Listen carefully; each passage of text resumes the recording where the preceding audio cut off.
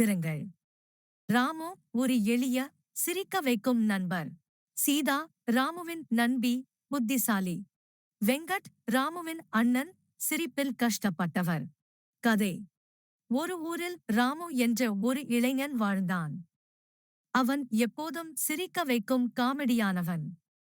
அவன் நண்பி சீதா அவனுக்கு எப்போதும் உதவுகிறாள்.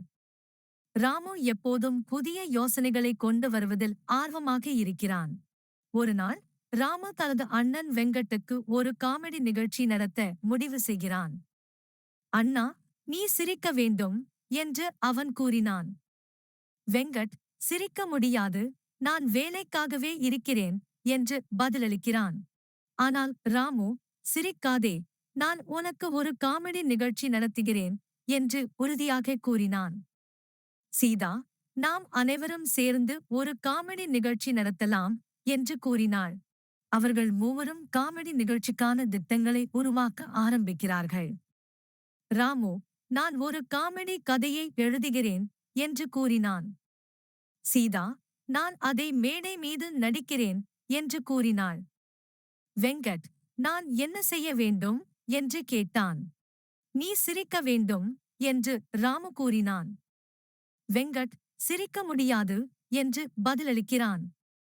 ஆனால் ராமு, நான் உனக்கு ஒரு காமெடி கதையே சொல்கிறேன் என்று கூறினான். நிகழ்ச்சி நாளில் ராமு, சீதா மற்றும் வெங்கட் மேடையில் வந்தனர்.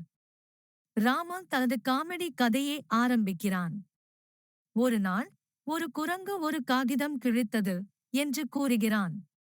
மக்கள் சிரிக்க ஆரம்பிக்கிறார்கள்.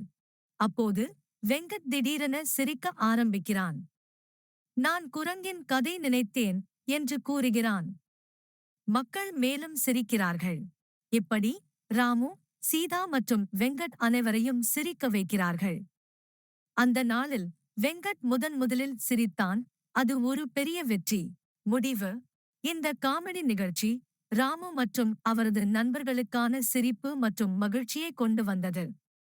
சிரிப்பு என்பது வாழ்க்கையின் சிறந்த மருந்து என்று ராமு கூறினான். இந்த கதை சிரிக்கவும் மகிழவும் உதவுகிறது.